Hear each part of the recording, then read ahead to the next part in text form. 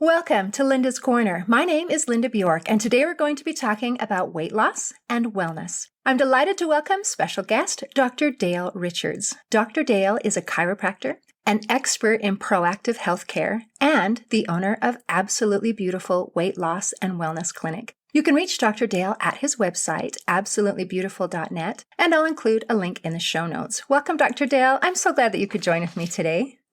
Well, thanks for inviting me. I am so excited to have this conversation. And before we get into all of the awesome things, I love to hear backstories. So is it okay? I understand that your inspiration to start studying this field of health and wellness is a story about your mother. Would you be willing to share that?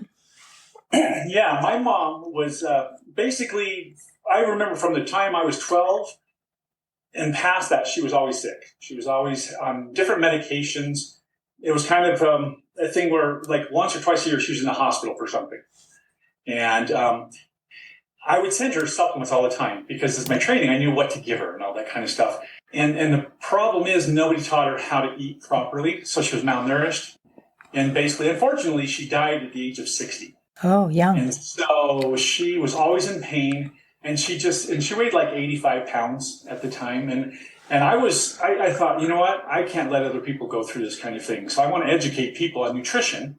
And the best way I found in my life was I went to the chiropractic route because I wanted to work naturally with the body. I saw my mom was on one medicine that was fixing what this other medicine did and so forth. And so basically, and unfortunately, she got, painkillers were the biggest thing because she was always in pain.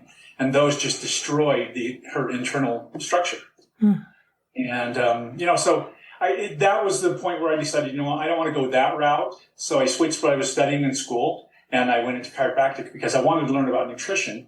And I wanted to learn, we're not deficient in pills. We're not deficient in, prescription. We're just deficient in the proper nutrients that we're taking in. And so I just made that my mission to just help people with that kind of thing. So, and it's about proper nutrition. And I'm surprised when you mentioned that your mom was so light it wasn't that she was overweight or anything like that, but somehow the nutrition things were lacking. Now, and you've talked about food and eating the right kinds of foods, but sometimes that's not enough. And you teach and talk about gut health. Now, some people have not heard that term before and might not even understand what that means. Could you explain to them, what is gut health? What are we talking about? And why does it matter? So the way I'm going to look at the gut is I'm going to look at everything from your mouth down to the rectum. Basically, that is your gut. So everything we take in first, it starts to get digested in the mouth. So a lot of people aren't making enough, actually, saliva sometimes, and you don't have enough digestive enzymes in the saliva to help start breaking the food down. So as we start eating the food, and we don't even chew food anymore. Think about it. How many times are you at the drive-through getting your food so you can eat while you're going to work or wherever, right? So people are just shoving things in. They're not even chewing and enjoying their food. It's just a thing. And then, so that already starts the problem. We're eating on the go, so body can't digest. The food gets into the stomach. The problem with a lot of that is when the food's in the stomach, we're combining. Most people think they have stomach acid problems. They think they need to have, they've got reflux, so they think they need to take a pill. What we found is most people don't have enough acid in the stomach, and a lot of that comes from the foods that we're eating. So we're eating too fast. We're stressed out when we eat. We're having lots of sugars. We're having a lot of artificial things in our foods that are going into the stomach, and those things can actually affect the amount of acid the stomach produces.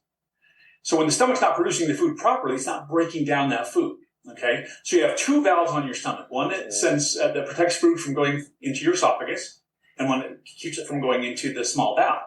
Well, the one in the esophagus is weaker than the other one. So if the food's sitting in your stomach and you don't have enough enzymes and you don't have enough digestive acids to break it down, the food actually starts to bubble and gurgle. And that's why people get indigestion. They start feeling a little sick to their stomach.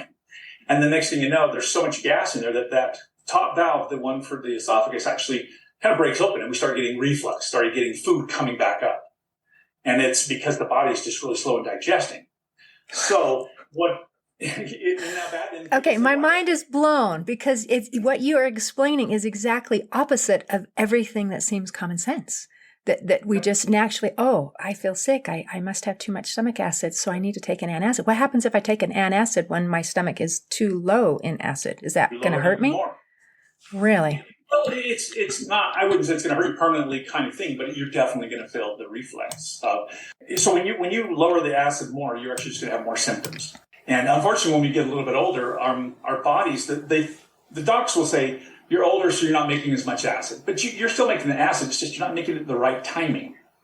So people will eat, and their body's slow to say, oh, there's food in the stomach, let's put out acid. And sometimes they're not eating things that would actually cause your body to want to digest. So we live on liquid diets, coffee, sodas, things like that. And so those things will actually make you feel full, but your body kind of gets out of the training of actually releasing acids to break down the proteins and start breaking down some of the fats and some of the carbohydrates. So that's what causes some of that in the body. So let's say that we got past that. The stomach is now digested it as much as possible. It's released the food into the small bowel. Okay, so there's an interesting thing. Most people don't get this. Your gallbladder and your pancreas are going to secrete some buffering agents, basically. So the gallbladder is going to release bile, and the pancreas is going to release, basically it's like calcium carbonate. It's actually going to buffer the stomach contents coming from there. As long as the stomach acid was a certain level. Your stomach should be 1 to 3 on a pH scale. So that's like battery acid. That's like really super strong. That's why when you get a reflux, it can really burn. Because that esophageal tissue is not designed to be able to have that kind of acid. The stomach is, esophagus isn't, and neither is the small bowel. So what happens is the pancreas puts out an enzyme it buffers the acid. The gallbladder puts out bile, and both of those are released at the same time that the stomach actually releases the contents into the small bowel, into the duodenum in that area. So now it's buffered it. But that bile also starts to help break down more of the fats in the body. So the fats that we take in, we have to actually, the liver makes bile, your gallbladder concentrates that bile. So now it's in that area of the small bowel to actually break down the fat, to help break it down, because you can't break down otherwise. And then the pancreas is putting out digestive enzymes to start helping break all those things down. Okay, so you see there's already a lot of things that could be going wrong in our diet and the way we eat. And so people don't realize that. And I have lots of clients that come and say, well, I don't have a gallbladder anymore. And it's like, okay, well, that's a problem right there. Because if you don't have a gallbladder, your liver now has to do that job again. And most of the people that had a problem had gallstones, and they'd have pain, so the docs just take out the gallbladder rather than fix the problem. And sometimes you can have major issues that you need to have it taken out. But really it comes down to you just got to, there's things that you can eat and take into your system to help the gallbladder do its job. Bile salts are the biggest thing. So you can actually get supplemental bile salts, and that will help. So people that don't have a gallbladder that come in, they're going to have a hard time losing weight because you can't break down fat. You need to have that to be able to break it down. We need fats in our diet because fat does a lot of things for the brain, does a lot of things for the tissues. And so if you can't break down the fat, then you pretty much are kind of at a disadvantage right away. That makes sense? Yeah. So I'm getting this. Yeah, that's a lot. I should be taking notes here. So there are a lot of components. There's a lot going on in my small intestine. As the food is being broken down, and it's supposed to be broken down into something that's usable so it can go out and feed all of my tissues, all of my cells. But in order to get to that point, then a lot of pieces need to be functioning properly. And if things are not breaking down the fats properly, if things aren't doing this and that and the other properly, then I'm going to have, what kind of issues am I going to have? I mean, it's beyond weight. What other problems am I going to have? Well, let's go to what the good bacteria do. So we've got into the small bowel now. Okay. So here I am. So we're in the small bowel, okay? And so what happens is the good bacteria, I wrote down just a list of a couple of things. So it's going to support your immune system. And a lot of people don't realize that, let's say anything about, I'd say 70% and above of your immune system is actually created in your gut. Okay. Will you repeat that? 70 to 80%, maybe even more, of your immune system is located in your gut. My immune system is in my gut. Okay. And to make that even hit the point more, you could actually be paralyzed and in a wheelchair, and your gut still works because it has its own nervous system. Wow. That's how important it is. So it actually Okay. is your second brain, as they call it. Okay? And so if you don't have good balance of the, what we call the flora, all the microorganisms in the gut, your immune system's not going to work very well. People get sick all the time, right? So one of the biggest things that will knock that down is a lot of sugar. And sugar does a lot of things to the immune system because it stresses the body out, but it's actually anything that damages these bacteria so they can't do their job, that's going to be causing a problem. So that's the first thing. I'm trying to wrap my head around this. Hold on.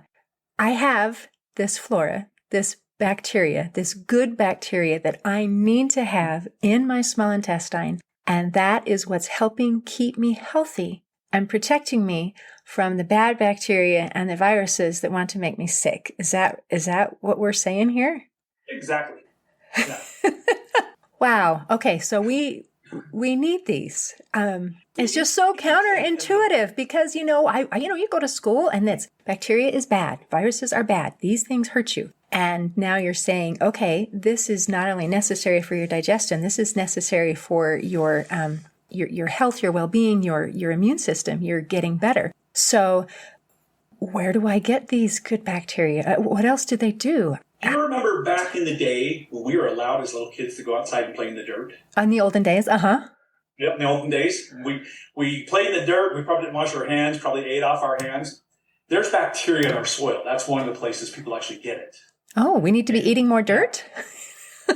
There's a lot of microorganisms that are good for us that are in the soils. I mean, we grow up and all that stuff. Babies that haven't been breastfed aren't going to get the nutrients. They're not getting them from mom. We have so many cesarean deliveries. They're not having vaginal deliveries. They're not being exposed to the bacteria. And so their bodies, you're not getting it. And then the biggest thing, let's say we have bacteria in the gut, but if you're not feeding it, it's going to die. It's not going to be healthy, right? So how do we feed bacteria? We give it fiber. Okay, where does fiber come from? Our vegetables, our legumes, yeah. And how many people do you think eat enough vegetables? 3. Nobody eats them, right? No. In my office, people say, well, I like fruit better. It has the same things in it. I'm like, not really. I mean, it's got some, there's some antioxidants and other things that are in it, but it's really more sugary because of the fructose. And so vegetables have all the good fibers. And the thing is, we can't digest that fiber normally because we don't need it, but the bacteria live on it. When the bacteria eat it, it makes them grow. And one of the big problems is, and then the bacteria makes something called lactic acid. You heard of lactic acid? Are these the good ones or the bad ones? They're good. The good Lactic ones make acid, this. Really good, yes. Okay. Lactic acid is like after I went and worked out at the gym. Yeah, so I'm thinking my muscles. Okay, that's just a byproduct of metabolism. But the good bacteria in the gut make lactic acid, which helps to deter the bad bacteria, the bad viruses, the bad funguses and yeasts and molds. It actually helps to kill them, get rid of them. We need a balance. We need to even have the bad guys kind of in there, but we need them under control. Wow. So it's a diversity. You have to think of things in a diversity, okay? So you have a neighborhood, and you want the neighborhood to be diverse because you want some flair in the neighborhood, and certain people bring certain elements to a neighborhood, but you don't want one whole type of, neighborhood because then it's, you're not getting all those extra helpers. So the gut is kind of like that. We need to have diversity. Okay. Let me see if I can recap a little bit. We have this good bacteria that we need in our gut. And part of our problems are that it is possible that we did not obtain them either through we weren't nursing or some other issues. So we didn't have that initial input that we were supposed to. And then whether we did or whether we didn't, we have a tendency to kill the positive bacteria and instead feed the harmful bacteria because the good ones eat the fiber from the vegetables that we're not eating and the bad ones live off the sugar that we get a whole bunch of. Yep. Okay. So now my gut, instead of being full of this healthy, positive bacteria that is helping me with my immune system, that is helping me to digest my food and to break it down and to feed my body. Now my gut is full of all of the bad ones. So what is going to happen to me now? Well, you're not going to be able to create B vitamins. Your gut makes B vitamins, helps with making vitamin K. Because you're not going to get the good bile salt recycling, you're not going to be able to absorb vitamins D, which is good for the immune system, E, A, and K again. Okay, so those are really important. But because you have too much bad bacteria, let's say, you're going to have, think of the good bacteria as also like sentries. It's protecting, there's only one layer thick going from your inside of your gut into your bloodstream. So if we don't have those anymore, we don't have these guards, and the bad bacteria and the fungus and stuff, they don't care. What they're going to do is allow things to go through, and that's what we call leaky gut. So now we're getting things absorbed that shouldn't have been absorbed in the first place. And when you absorb, so remember, everything's made up of amino acid sequences. So your body says, okay, I recognize this sequence as food, and I'm going to let it pass. But if something passed through because you don't have the guard there at the gate that's too big, your immune system will start tagging those things because it doesn't know what it is. So it says, I think that's a bad guy, so we're going to tag it. So now your body's starting to make antibodies against it. And if that happened to be a food substance, then you suddenly have allergies, food allergies. Wow. That's how a lot of those things will start off. And it can even get a little bit more complicated because if that sequence of amino acids looks similar to, say, an organ, your body can start tagging the organ itself and say, there's a problem with that organ. We don't know. And it actually starts attacking itself. So autoimmune diseases can start becoming something. Wow. So food issues, autoimmune issues. Okay. And then if you're not making enough of, you don't have enough of good bacteria, 90%, do you know what serotonin is? Mm-hmm. So that neurotransmitter makes us feel good and happy. Yeah. 90% of it is made in your gut with those bacteria. 90. So 90%. Wow. So if people don't have that, that's why they're craving sugars, because the brain says, I need something to make me feel better. And sugar makes them feel better, right? So they eat more and more sugar, so they're proliferating the problem by going from, we're not feeding the good bacteria anymore, and it's actually dying off. We're feeding the fungus, the yeast, the candida, things like that, and the bad bacteria. And now we don't make our immune system shot. We're not making serotonin. We just feel crappy. We feel lethargic, a lot of depression. And then we start getting things like ADD and other issues because, again, you need those neurotransmitters to help with the brain. And if you're not getting that, then that becomes, we start showing symptoms of other things. So this is not a little problem. This is huge. It affects everything. You've talked about food allergies. You've talked about autoimmune disorders. We've talked about ADD. We've talked about depression and just not feeling good. So what you're describing is what we hear everywhere. People everywhere are saying, I don't feel good. I don't feel good. Okay, so now that we have identified that this is a problem, can we take the next step? How do I fix it? One of the big things that can knock it down, besides not getting enough when you were born and first being raised, where the bacteria you were getting enough and weren't growing it, is, for example, one course of antibiotics, a week-long course, can shut down that system for 6 months to 2 years. It takes your body that long to re-establish those good bacteria. And so a lot of people say, well, I don't take antibiotics because I don't take antibiotics. But the problem is they are raising our food on antibiotics now. And they're calling it, it's a preventative, trying to keep them from getting diseases. But the chickens that we eat, the cow, the pork, all those things, they're giving them shots of antibiotics all the time. So that is still in the meats that we're eating. So we're getting these antibiotics just in the very foods that we're eating, that even if you think it's healthy. So that's one of the things I tell people is, and I can't guarantee the Whole Foods types of places has even the best, but if you had a local farmer, rancher, somebody that did their own, and you could, and you knew that they weren't putting antibiotics in the feed and giving them shots, then that's good.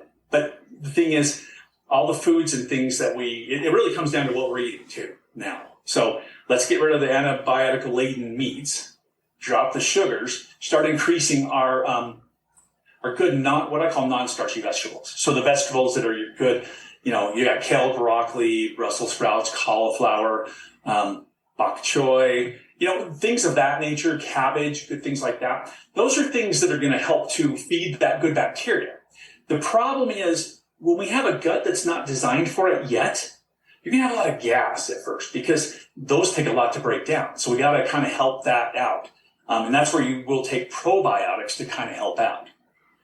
Okay. So people say, well, I take probiotics all the time and I'm still having a problem. Well, part of it is because you almost have to take it as a prophylactic. You have to take it to kind of break down the foods that you're eating. Make sure you're taking digestive enzymes as well. But we've got to inoculate that bowel with these new bacteria, but we have to clear out all the garbage first.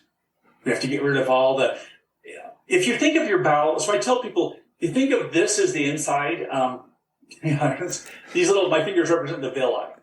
This area is where all the bacteria live. And inside here is blood vessels, right?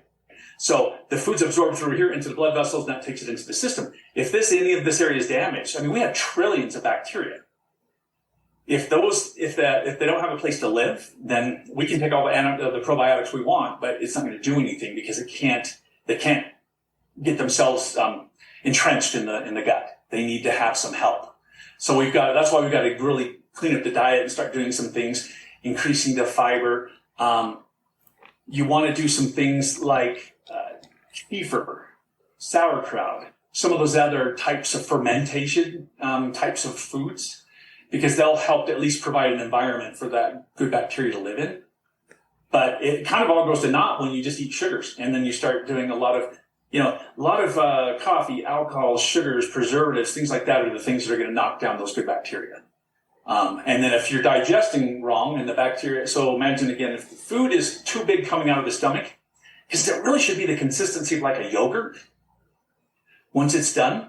If it's coming out and there's chunks because things haven't been digested, that could actually kill those good bacteria just because it's so big. It's just, it's just hitting them and, basically knocking them out. So things like that are going to be important for us to have. Nuts and seeds are good to have. You want to diversify your vegetables, because sometimes, like I find that I love salad, but I eat the same things over and over. Well, you want to diversify so that you get new kinds of things feeding the bacteria a different way. And so, plus it's always good just to try something different, because that's what happens. People get bored of foods, and then they start having to add things to it to try and make it taste better to them. Sugary things, typically. So that's kind of where I would go with people. I say, okay, first of all, let's see where you're getting things that could be bothering it. Don't take antibiotics if you don't need it for an emergency. Watch where you're getting your meats and things. And then let's start going into the new types of eating. And again, when we're eating a different way, it's hard for the body first. So we do have to do more of the digestive types of things. One of the things people can do to help is apple cider vinegar is really good at helping the stomach to get the pH right again. So I tell people, maybe a fourth of a teaspoon of apple cider vinegar, maybe 15 minutes before your meal, will help start breaking that down. And that increases the stomach acid to help it to be able to be better broken down before it gets into the small intestine. Okay. Plus, it's going to signal the pancreas and the gallbladder to do their job, so that, because again, if they're not doing their job and we have this really acidic stomach content going in there, it's actually, think about it as burning it out, like lava flow coming in, and that will kill those bacteria as well, the good bacteria. So that's why we want to buffer that. But that would be the first place I'd start. Besides the fact of what you're eating, what you're choosing to eat. And then just chew your food. Make sure you're chewing your food good. Do the old, I don't know, I never grew up with it where I lived on cold cereal and milk. I was lucky to be alive, and I took antibiotics for every little thing. So it took a while for my gut health to come back. And I basically used to deal with anxiety a lot and then once I found out a lot about what was going on, I started healing the gut and the anxiety went away, because that's part of that serotonin thing. So, I never felt good. Just never felt good. No matter what I did, never felt good. And I always felt like I had to go back to sugars and stuff. And that's kind of another thing that got me to where I'm at now. So I'm like, I got to find something that works better. Wow. And it's so interesting about how, again, things are kind of counterintuitive, because the thing that makes us feel good is the sugar.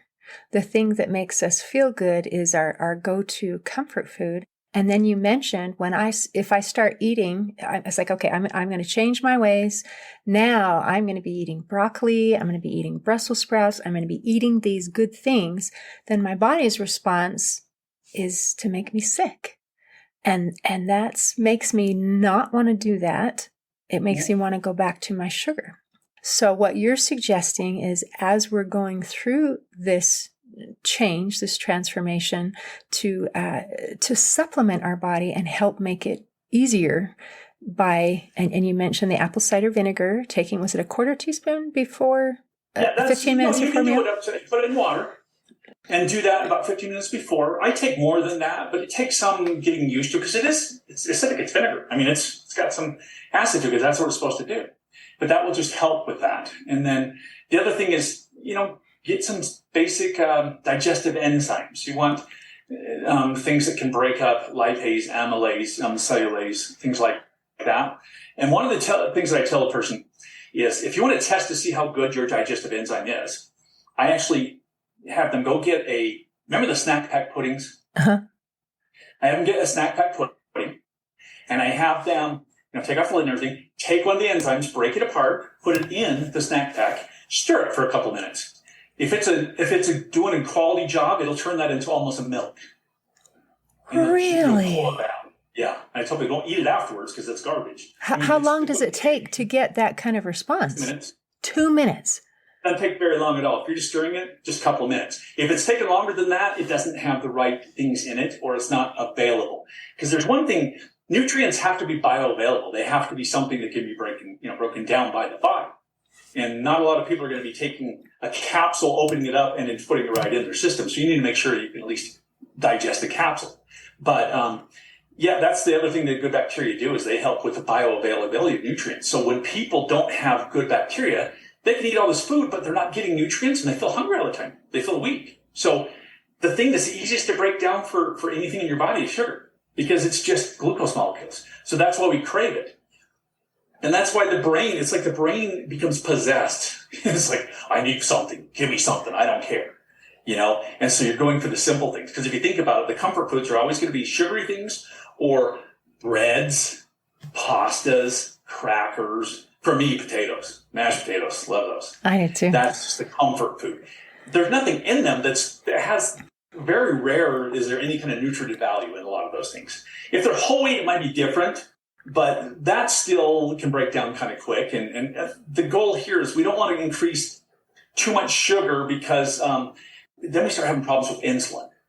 And the good bacteria helps to balance out your sugars. So if the good bacteria aren't doing their job, then our sugars stay up a little bit. And then we start getting into a potential problem of being what we call insulin resistant, which means your body's not recognizing insulin. And when you have sugary things, and this is why you can't lose weight, because when you have sugary or starchy things, or even fruit, the body can't take that glucose and put it into the muscles that need to use it, because the body's resistant to that. So what happens is insulin takes that sugar and puts it around the fat cells of your tummy, because they never get really resistant. So that's why people get big bellies. And that's why when they're having bad bacteria in their gut and they're not having that balance, they can't lose weight, because if you're not absorbing food, your body's not going to let go of the fat that's inside, because that's potential energy. So if it's not getting anything new, it's like when you have a bank account, but you're not getting paid, you're not going to go in your savings account. That's the last thing you're going to do. You're actually going to slow down your spending. So the body slows down its metabolism. So if I can't get nutrients in, I'm just going to be sleepy all the time. I'm just going to be, and your brain doesn't work, you're foggy thinking, you have inflammation because your body's not clearing things out. It's basically going on, it's on a budget now. It's like, I don't have much energy and I don't know when I'm going to get it. So I'll just sleep a lot, or I won't do anything. I'll just be a couch potato. And then as much as possible, it's going to crave those sugary things that gives it that boost of energy. But again, if the sugar can't get absorbed, the brain says, I don't know where it went. I didn't get any of it, so I want more. And you become addicted to it. I mean, that's why sugar's addictive. Because it releases endorphins too, so we feel really good with that. Isn't that amazing? So if we clear up our gut, it's going to help with our foggy thinking. It's going to help with this fat around our middle. It's going to help with our immune system. It's going to help with all of these different things. And it starts with the gut. And, and I'm glad you mentioned the weight thing, because at the very beginning, we talked a little bit about weight loss, and now we're talking about gut health. And some people might be thinking, well, how is this connected to weight loss? It's very connected to our weight loss, into our body being able to make those changes. So sometimes people can even eat a healthy diet, but they're not getting the response because maybe their gut health is not in a good place right now. Yeah, so your body's job is to survive. It's doing whatever it can to survive what's going on, so it's reading the environment all the time. And weight loss is its last thing. Because if weight loss was that big of an issue for the body, we would never have anybody that's in the 300-400 pound range. The body wouldn't allow that because that's counterproductive to what it's doing. But it's just trying to stay alive. And so for doing things that are knocking down what its normal abilities are, it's focused on like, well, I got to find energy. So again, the brain says, I'll just make us crave energy all the time. I'll make us crave things. But yeah, you're never going to get well until you get that basic, you got to have nutrients coming in. And if, again, they can't be digested properly, they're not going to come in. And see, the small bowel bacteria create something else called butyric acid, which is what feeds the colon cells. And that's, so if the colon cells are doing what they're supposed to do, then basically that's going to help with that insulin resistance. So now we are more responsive to what insulin's doing. And insulin is able to get the nutrients to the brain, to the muscles, and to the cells of the body. So it's a chain of things that have to happen. And I was mentioning to you before we started this, my car was not working the way I wanted it to work. And so I took it into a mechanic, and I was talking about how I had put in all these additives, spent all this money on the fuel additives and oil additives. And they said, well, you know what? Your spark plugs are bad. You got a valve that's not allowing certain things to happen and all this stuff. But, he says, you can put all the good gas in you want, but it's not going to work because you have to have something processing that gas as it goes through the chambers and everything. And if they're not working properly, that fuel you put in isn't going to do anything. And you're not going to be fuel efficient either. And that's exactly how the body is. It's just we need to fix the machinery inside, but most people don't even know they have machinery. They don't think about it until they get sick. And then they start looking at it. I mean, it's like when people have, they've been diagnosed with some sort of cancer. One of the things that we try and do to support people like that is eat healthy. Let's give your body a break because if we can get the immune system back up, the body's so strong, it can do a lot of people that have had great success just getting healthier.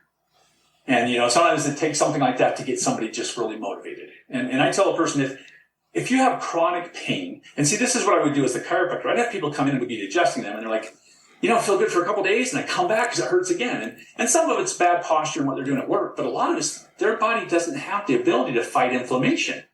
And so they're always hurting. And when you start asking people about nutrition, they don't want to go there because they're like, well, that shouldn't affect me. Everybody eats perfect. If it talks to me, they all eat perfect. They know. But we all eat perfect, don't we? I have to say, based upon results, something's not working. There you go.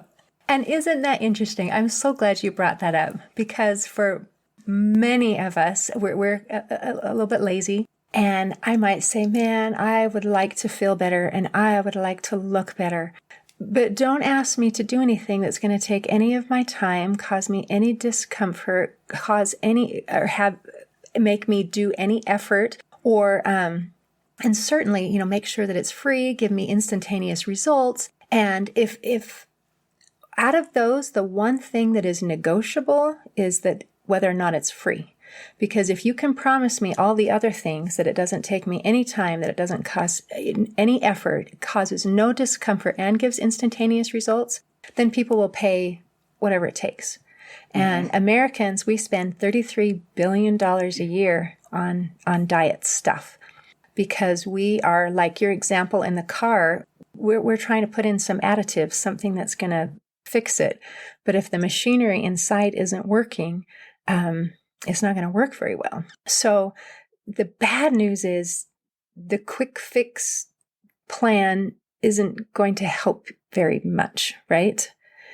Not at all. I mean, I have clients come in the office that have gone and done, they've had tummy tucks, liposuction, done sculpting, all these things. And I share this example. I say, have you seen the movie or the show Hoarders, where people are hoarding things in their house, right? They collect things. They can't get rid of things. So you walk in their house and you cannot even move around. And some are so bad that they're crawling in their house. They're crawling around things. It's a condition these people have. There's something, But in the show, they show people coming in to clean up the house, and the poor person is sitting there going, I need that piece of paper. I need that. And we can't understand it because we're not in that condition. But I share with my clients, I say, your body is a hoarder. Your body will hoard what it thinks it needs for energy. So if you're not getting proper nutrition, it's going to keep holding on to that fat. And any new fat that comes in, or any sugar that makes it in but doesn't get used as a fuel will get converted to fat.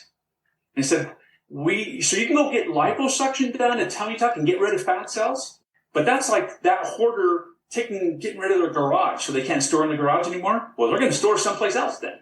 So what I see in people's bodies is they start storing in their arms, start storing in their legs, start storing in their face because they got their tummy taken care of, so we can't store there anymore because those storage places are gone, but nothing got fixed. The mechanisms are still broken. Your body still is wanting will store, fat where it can.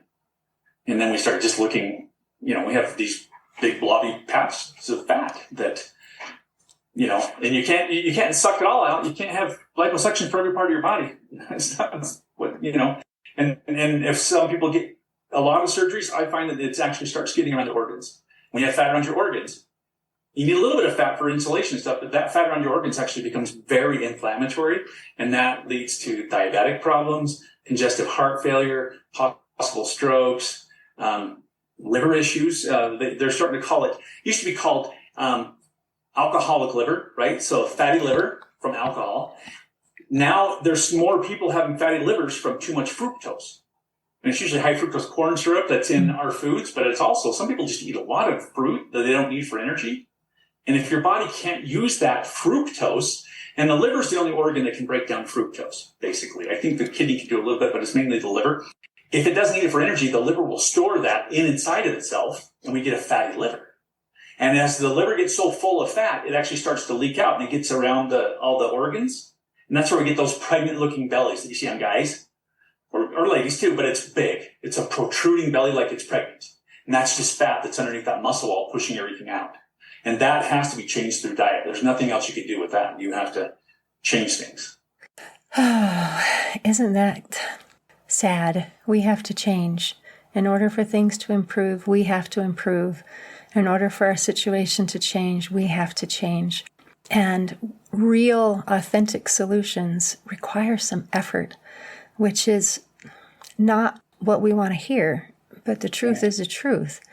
So I appreciate that you, if anybody is interested in working with you, I will make sure to include in the show notes, having someone who really knows and understands what they're doing can be helpful when you're working through this process. Is there anything that you want to make sure that we cover before we close today? Well, one of the things is that this is, it's kind of almost it's like how our society is. We want instant gratification. You mentioned that. We don't want to work for anything anymore. You remember the old days where, and some families still do this, where the mom or the dad, they're cooking all day and it's a part of an event. We sit in front of the TV eating, or like I said, in our car. So that's where the starting problem is we're looking for something instant. We're so busy in life that we're not even worried about the machinery. Like more people take better care of their cars, except me, than their bodies. And so, it's a whole thing. This is all about your spiritual part of your life. This is not only your physical and your body, but then it's that mental part. We just need to be whole completely. And when we get there, because food can become something that just gets us to where we need to go, or food can be, it's our entertainment. It can be all these things. And it's not supposed to be that. It's supposed to just give us, it's fine to have a good meal and enjoy it and really enjoy it, like a good dessert and stuff. But when that meal is just what you're looking forward to because your life sucks, there's a lot of people that are like, all I care about is my food. And don't take away that from me because that's what gives me joy. And it's like, well, we got to find joy somewhere else because that type of eating will kill you. It's really not healthy for you. And you're just going to go downhill and your problems get worse. Because remember I said, serotonin is made in your gut. So if you're not feeling healthy and happy and excited, that's where it's not about a Prozac or Xanax deficiency. It's your body's not making those neurotransmitters there. So we have to look at it from the viewpoint and have a plan. Just say, okay, I'm going to start eating one step at a time. Start eating better. So I just tell people, start eating more vegetables.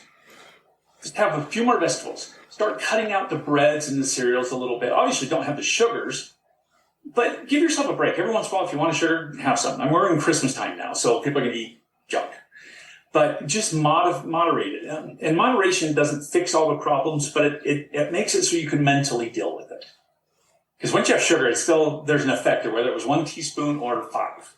It still has an effect. But if it helps you to not have the other piece of cake, have a little nibble of this and that. And so, but we've got to address, because if somebody needs something like that, we have to ask the question, why do you think you need that? It's just like anybody who has any kind of addiction. It's like, what drives you to do that thing? And once you can get to that, then from a psychological viewpoint, you can start fixing some of those things and finding other ways. Like stress is not, I used to eat a lot of junk when I had stress, but now I can go for a walk, or I can put on some music that brings things down. So there's other avenues to that. So that's what I tell people. It's like, start small, but start somewhere. But it has, basically just know that you've got a relationship with food. And is that relationship working for you or working against you? And then from there, once you have those answers, then you start asking more questions. It's all about asking yourself questions. Like, when I want to eat something, I look and say, what am I going to feel like 5 minutes from now? Because in 5 minutes, that's going to be gone. Am I going to want more? Am I going to be satisfied? Did that do it for me? And then you're in control. You're in that now moment. So you're not making decisions. And the worst thing is sitting at a desk like this and having a bowl of something that you mindlessly eat. Make it something you have to prepare, because you want to be mindful. If you're not mindful, you don't even know what you're doing. It's like spending $100 versus spending $5. When you have to break that $100 bill versus breaking a $5 bill, you think more, right? I mean, I do. And so I tell people, if you feel like you get the munchies at work, let's get something you actually have to focus on rather than just doing this while you're typing on your computer. And that mindfulness is a starting point, because we're so programmed just to eat certain ways. I love that. And my favorite part was start small, but start somewhere. And I think that's excellent advice. Well, Dr. Dale, thank you so much for visiting with me today. This has been very helpful. I'm glad. I hope it was. There's a lot of information there, but hopefully it just gives people an idea to look a little more, because they can do some research on this. But yeah, start somewhere, and it doesn't matter how small steps, but you're starting. And then just take another step, and you'll get there. Excellent. In closing, I'd like to share a quote by Mahatma Gandhi. He said, "It is health that is real wealth, and not pieces of gold and silver." Today, I invite you to make the effort to enjoy the wealth of good health. See you next time on Linda's Corner. Thanks for listening. Please share and subscribe to help us reach new listeners. And if you'd like to heal your life from the inside out, there is a free video series at hopeforhealingfoundation.org. Just click on the Free Stuff tab. I also invite you to grab a copy of one of my books, like Crushed, A Journey Through Depression, and You Got This, an action plan to calm fear, anxiety, worry, and stress. See you next time on Linda's Corner.